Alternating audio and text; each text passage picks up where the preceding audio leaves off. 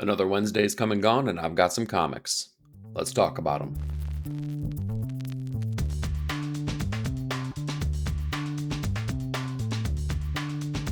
Hey, welcome to 9 Panel Grid.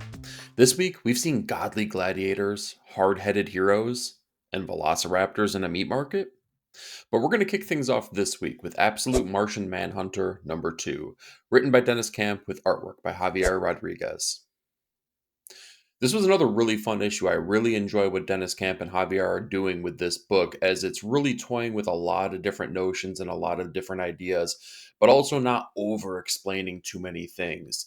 This issue, we really see the nature of the relationship between Detective Jones and the Martian Manhunter himself, as they're really working with the idea of how Detective Jones is really perceiving reality and how the Martian Manhunter is kind of manipulating that in a way to help him see the real truth behind the things that are happening.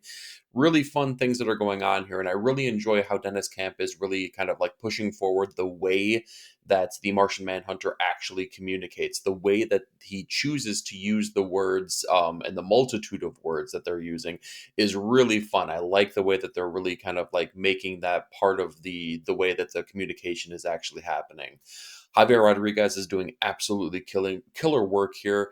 It's hard to say that I enjoy the restraint of his color approach, but I really do, because this is such a bold, colorful book. But when you look at the palette itself, there's not a whole plethora of colors that are actually being used. So that's what I really mean by restraint. But I think that the colors that are being chosen and are being put into the book are really masterful, really good. It makes everything pop off the page. Absolute Martian Manhunter was a blast. Sticking around with the Absolute Universe, let's talk Absolute Wonder Woman number 7, written by Kelly Thompson with artwork by Madia De Ulis. Another great issue here, again from Kelly Thompson. I love what she is doing with this character. I love her personification of Diana within this absolute universe. It just feels so right and true. This issue really does a great job at further developing the relationships, particularly the ones held by Diana and Circe, as it's really, I don't know, strengthened at this point. We can kind of see the struggle that Circe had in the past, as she didn't want to take on the burden of being a mother and raising this child. But you can see all the influence and all the emotion and all the care that she has now, especially as Diana is an adult now, and she's seeing kind of like the fruits of her labors as Diana is taking her lessons and learning from them and growing from them. Really stupendous stuff that's happening here. The artwork change is not jarring whatsoever. And I said this with the previous issue as well, but I have to say that even from the last issue that Madia drew, I feel like the artistic change has happened from issue to issue as well, as there's normally like a digital painterly quality to their artwork, but we're not really seeing that here. There's much more crisp line work, and it feels much more traditional in the comic booky way, but it's not bad by any means. I really actually quite enjoy it. The look of all these characters in the pantheon of the Greek gods look fantastic. I love the portrayal of Hades here as well. And again, Diana just kind of stays so true to everything we've been delivered so far within this book. The charm, the heart, right? She's always trying to do the best possible thing for every person, and this issue further strengthens those notions. I love it. It's absolutely fantastic. Absolute Wonder Woman continues to be my absolute favorite book of the Absolute Universe. Next up, we have Amazing Spider Man number 2, written by Joe Kelly with artwork by Pepe Larraz. I feel like this was an improvement from our introductory issue in a lot of different ways. The same strengths, though, I feel like continue to be strengths. The same weaknesses continue to be weaknesses. So let's talk about the strengths first here. Joe Kelly, I think, really has a good voice for the character and has a really good voice for the snarkiness that is Peter Parker, but more importantly, Spider Man himself. I really love the verbal banter that can take place within these books. Pepe Larraz, I was a little bit harsh on him in this first issue that was delivered, because I felt like there was a lot of things that worked against him as an artist. The quality of the artwork is very good. However, the story flow didn't work for me. I feel like there was a lot of, like, I don't know, mishaps that were had along the way. But in this issue, I don't feel like those same missteps were happening. I feel like the story flow really worked together well. You really kind of understood where the story was leading you. The artwork, I feel like the quality took a step up here. Overall, though, we're still dealing with the same Peter Parker with the same issues, and we're still kind of dealing with the same, I don't know, ideas. Everything still feels like a retread of what we've been delivered within the pages of Spider-Man for decades and decades and decades. It's not necessarily pushing anything new and bold forward. What you're getting is enjoyable, and if you're a Spider-Man fan, considering that the last couple of runs here have really kind of fell, with a dud, this feels like at the very least it's going to deliver an enjoyable story. So, not great, still pretty good though. All right, let's talk Assorted Crisis Events number 2, written by Dennis Camp with artwork by Eric Zawadsky. I'm enjoying the heck out of this book, but with the notion that it's an anthology series, man, I gotta say that issue one's tone and feel and vibe is so much different than issue two's. Issue two delivered something that was completely different than what I was expecting here, as it's really dealing with the idea of this man who is kind of perceiving the past, present, and future all at the same time. And he's kind of starting to see the interconnectivity between all these things that are happening throughout his life and all of the ramifications and all the thoughts that he's had and all the ideas that maybe had spun out from things that have happened in the past and how it's impacting the future. It's really cool the way that Dennis Camp is able to kind of deliver this storyline and deliver it in a way where the past, present, and future can have sense, make sense, and you can see the thematic things that are happening throughout the entire book, where you see the thought pattern that's happened, 20 years prior and how it's impacting him right now in the present and how it's going to change the future. Really great ideas, and I love the familial aspect of it as well, as you see our main character really kind of like having trouble identifying with his father and kind of like seeing things through his eyes, even though his life is very much mirroring that same person. And also, on top of that, he made the promise as a child, basically, that he would never let himself or allow himself to become the thing that his father was. Really cool with the way that they're working with the manipulation of your emotions through the family aspect of this story. Watching this character play out his life as well as these crisis events are happening. It wasn't as big and bold and bombastic as the first issue. It was more emotionally resonant, and it was something that could be so easily played up for, I don't know, the horrific aspects of it, but I feel like they kind of kept the tone really grounded and really focused to where when the brutality happens, which comes by way of the person working in a meat, basically a meat packing facility where they're murdering the, I shouldn't say murdering, but they're killing the cows and they are, packaging them up for meat. Well, a crisis event happens that causes velociraptors to show up, and some craziness ensues basically from there on out.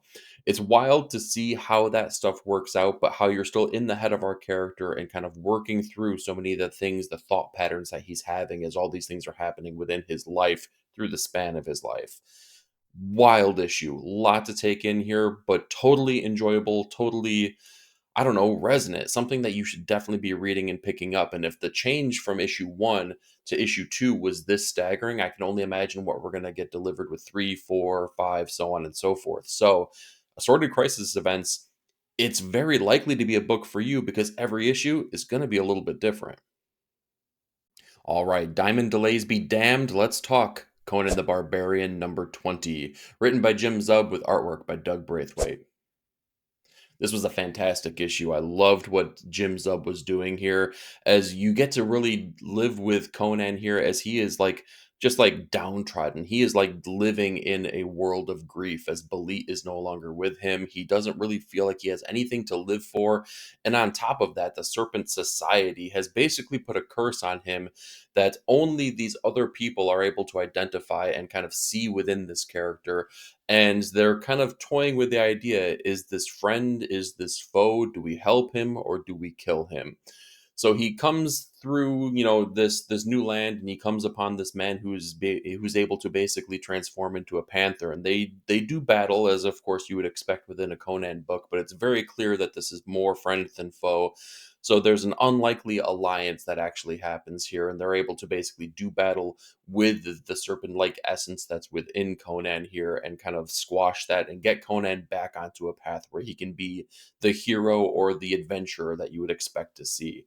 great artwork by Doug Braithwaite in here. I love the way that they compose an action scene, and he does something that's really special with his artwork too, where it's equal parts clean and gritty at the entire time. I feel like they're walking a tightrope on kind of just maneuvering and making sure that their artwork is, I don't know, as presentable as possible, but also delivering the grittiness of the character of Conan himself. Great stuff here. I'm loving having Conan back in my life now that I'm getting it a little bit more regularly from the LCS here. So if you haven't checked it out yet, definitely pick up Conan the Barbarian. Next up, we have G.I. Joe, A Real American Hero, the Roadblock Special #1, written and drawn by Andrew Kanke. This is another great installment of these silent issues, the homages, or the I don't know, like kind of like the special way to the for them to honor the book that was G.I. Joe #21, the silent Snake Eyes issue. This was a lot of fun. I've loved the Jinx special. I really like the Spirit issue. I feel like this is definitely more in line with the overall feeling of the Spirit issue, where it's just like a fun, bombastic way to deliver this character without any kind of background knowledge needed or anything like that. And we just kind of really have this fun adventure with no words needed whatsoever. So I really like this because I think that what Kanki does on this book is he delivers basically an action beat on every single page. Because when there's no words whatsoever, you really need to convey what's happening here in a big, bold way. There's no roadblocks, pun intended, in your way. So you need to deliver something step by step by step, and they do that in a really fantastic manner. The artwork is sound. It is really action focused. It's delivering the fun nature that could be the character of Roadblock here within the pages of G.I. Joe. And again, it's just like it's a really special thing. I can't wait to see what these issues are going to be like collected and, maybe kind of put together all, within the silent issues, kind of like trade paperback style or something like that. I think that's going to be a really great experience to have here with each new artist taking on these characters with each one of these new adventures. So G.I. Joe Real American Hero Roadblock Special, I would say, is on par with each one of the previous silent issues. All right, let's talk Into the Unbeing Part 2, #3, written by Zach Thompson with artwork by Hayden Sherman. This has devolved into such a gruesome, grotesque storyline that I just did not see coming, as each issue has gotten weirder and wilder. And it's not just for the reader's experience as well. The characters within this book, I feel like each person has become an unreliable narrator as this adventure continues to go on, as the kind of, I don't know, the landscape that our characters are in within this body that is kind of like somewhat the center of the earth is really manipulating each person into doing different certain things, and it's kind of starting to take control over them physically and mentally, and they don't really know what it is that they need to do to get out of there, besides kind of some of them are trusting some of the inhabitants already within this world. Some of them are trying their best to navigate the world based on maybe maps that they've been given here by way of growths that are happening out, like sprouting out of their own hands. Really weird stuff here. I've said it before, but it feels very Cronenberg esque. If Cronenberg were to make a comic book, I feel like this is probably what it would look like. What I can say, though, is that I don't necessarily know if this book would be as effective as it is right now without the artwork of Hayden Sherman. I think that Sherman is delivering these really nasty ideas in a deliverable way, in like a really clean way that makes it super, I don't know, readable for the actual readers themselves. Everything makes sense, and even with the very interesting page layouts that Sherman is known for, everything feels like the page flow just totally works here. And I think it elevates this book to a different, I don't know, stratosphere. Basically, it makes it something more special than I think it ever could be with any other different artist. So Into the Unbeing here, hard to deliver on a plot that is really unreliable from every nature, but what I can say is that what you're getting delivered here is totally worthwhile. Next up, we have Minor Arcana #7, written and drawn by Jeff Lemire. I'm having fun with this book, but it is like such a Jeff Lemire style book, right? We have a very flawed main character who's really learning to try to grow and try to change, but there's an overwhelming sense of melancholy, and there's an overwhelming sense of, like, basically trepidation to make these changes within their lives. our main character has returned back to their home, and she's trying her best to basically help her mother, who's in remission from cancer treatments, but is very much problematic and kind of leaning into the same things that have gotten her into the place where she was previously. All the while, our main character is also trying to get back into the town that she grew up in, and she's having to deal with the problems that she left years and years and years ago. They're kind of staring her in the face, but she's making an effort to make those things right. All the while, her mother is the town psychic, and now she's kind of taken on being the town psychic herself. And it started to change the way that she's perceiving things. And she's starting to have these dreams and starting to see things from the past and possibly another realm. Some of them that involve her grandfather, some of them that also involve this building that may or may not have existed within this town. And she's trying to start investigating that. It's a very slow burn book. We don't get a lot of pushing the plot forward in this. We get little puzzle pieces basically, but those puzzle pieces aren't really connecting together yet. But they're starting to. They're getting closer and closer. But what Jeff Lemire always delivers on is those character beats and that feeling that you get from a Jeff Lemire book. He definitely does that in spades. So you're getting those characters, you're getting those feelings. He does that awesomely. So Minor Arcana, I'm definitely glad to have it back. I'm definitely also ready, though, to start getting those interconnected pieces together. Next up, we have Nullhunter number 7, written by Michael Walsh with artwork by Gustavo Vargas. So we're still on our path here for Hercules trying to complete the 12 labors here.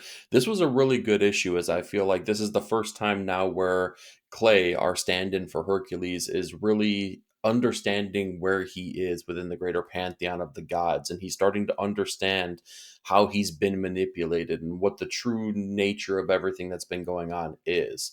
This leads him to start investigating and start to learn more and more about why he's been tasked with these certain things to do, and he's also starting to question these things that he's been doing and maybe what this all means. This he goes to King Minos here to basically take on this bull-like character who's been a threat to the town, and he does so. But in doing so, he also realizes that the bull is a man, and this man is very much in line with what Clay was previous to being driven mad by the gods before he actually murdered his own family in a fit of rage. And he starts to see a little bit of himself within this character. And in knowing that the gods who have tasked him with doing these things are also the same people that have been manipulating him and drove him mad, well, he can maybe sympathize and empathize with these, the bull creature a little bit more, and is able to basically, let him be while also completing the task, if you will, and delivering on what he's supposed to be doing. All the while, though, our side characters, the boy who he's taken on, the ship that he's on, they're all working with him to start putting these ideas together, to really start formulating the plan that is going to be him taking on the gods, basically, to start righting the wrongs that have been done to him in the past. This is a really cool setup issue where we still get our main task, our main focus with the 12 labors, but we also get more world building and a little bit more of the ideas of where Clay is actually going as a character. So I really like that. I think that Michael Walsh is delivering here. Gustavo Vargas' artwork, again, it gets a little bit muddy in some of the fight scenes on this one, but overall, I have to say it's been a fantastic ride with him as an artist through and through. It continues with this issue. So, Nullhunter, I feel like it's not being talked about enough. You should definitely be reading it. All right, let's talk One World Under Doom number 3, written by Ryan North with artwork by RB Silva. Oof. This one was a dud to me, like a big dud. I was really actually stoked with issue number 1, as I feel like it started delivering on this promise of really an interesting event where Doom would take over the world, but he would also do so for the betterment of the world. And I really liked them playing with that idea. But every single issue from there on out has kind of been, I don't know, less so and less so of that idea. Not only that, but the heroes of this book are really questionable. I'm really starting to struggle with the idea of their only plan of attack is to attack. And it's obvious that that's never going to work. And they keep kind of leaning into that idea.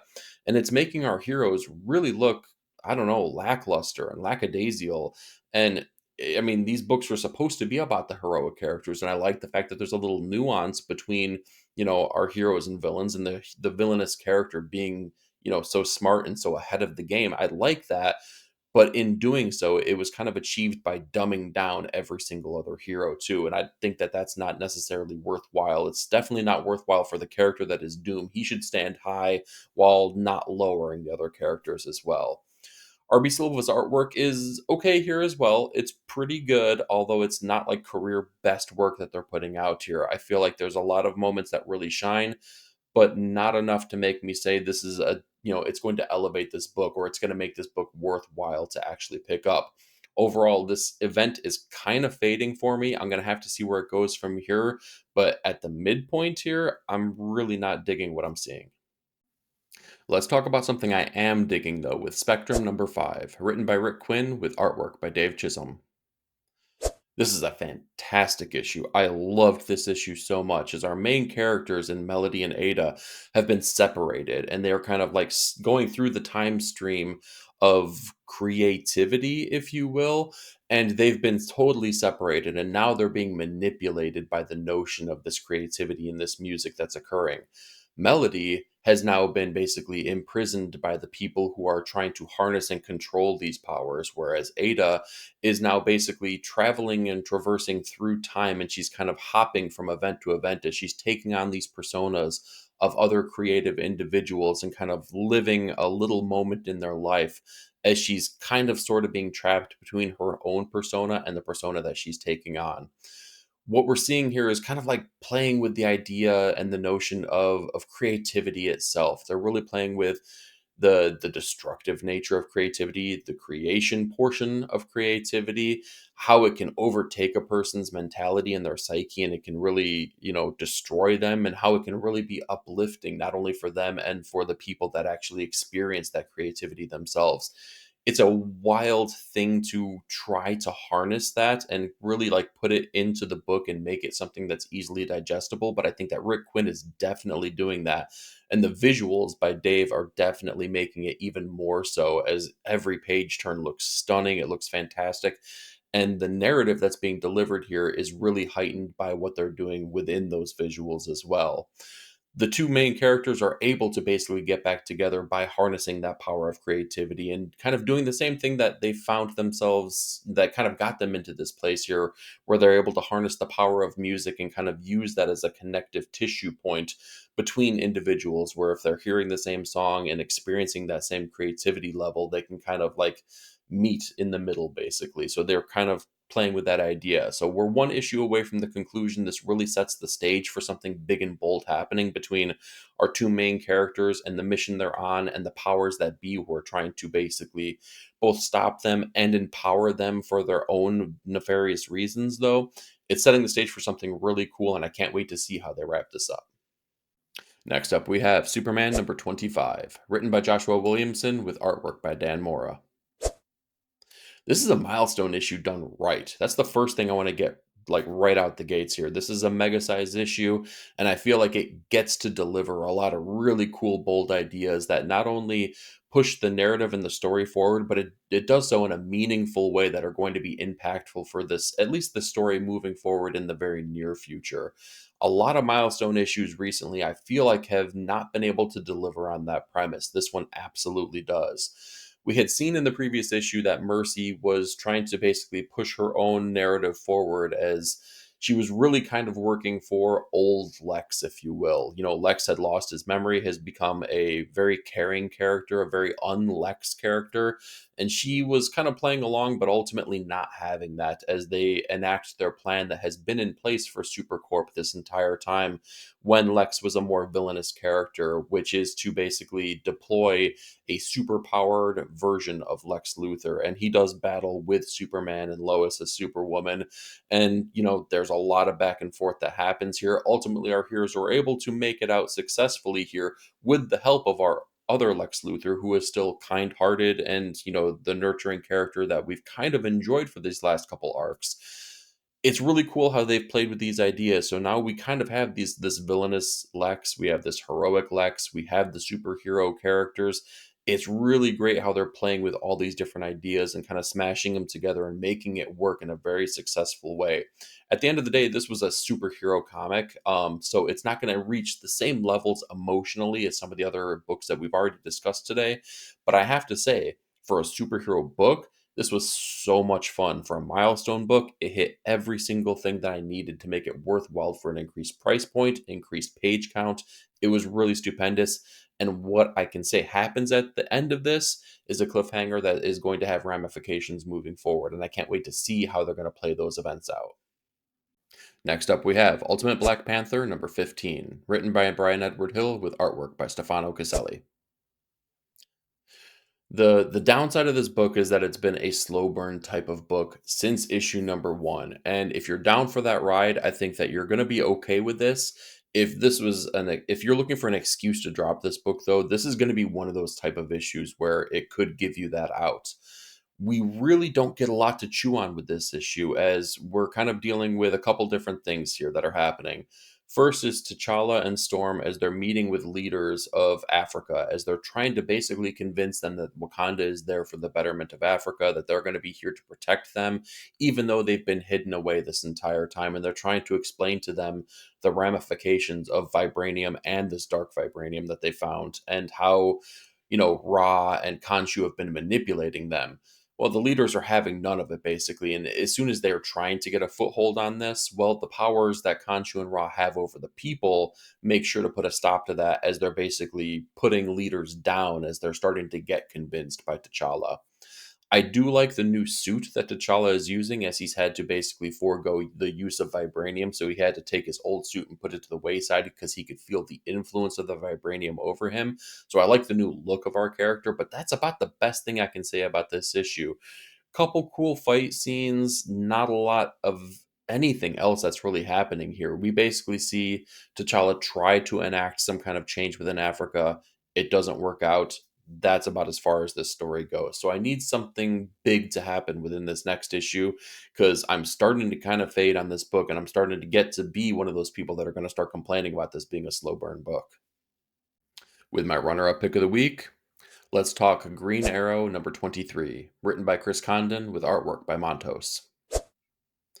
This was an incredible issue as it really sets the stage for the finale of our Freshwater Killer arc, our introductory arc here from Chris Condon with the character of Green Arrow, and I've loved every single step of it. I keep saying it's the gritty, grounded, crime-driven character that I really, really wanted from the DC universe, and I'm so glad that they were kind of bringing Ollie back to his roots as being that social justice type of character who's really trying to look out for the little guy, even though he kind of is the rich, billionaire within Star City.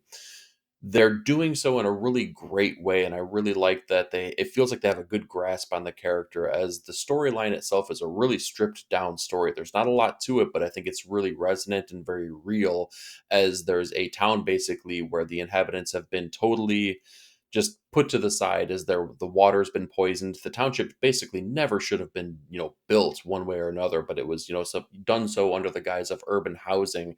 And then once they found out that there was poison in the water, once they found out that the inhabitants were basically, getting cancer from everything that was going on here, they paid them off and walked away, wash their hands of the entire situation, as the people still had to struggle and still had to basically either accept the fact that they were being written off and accept the check, or accept nothing whatsoever.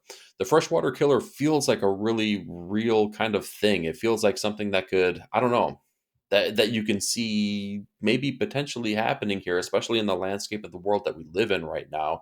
And it's easy to see why people would strike out in the way that they are here. So I really like how they're balancing those ideas within this book. Montos's artwork continues to be fantastic.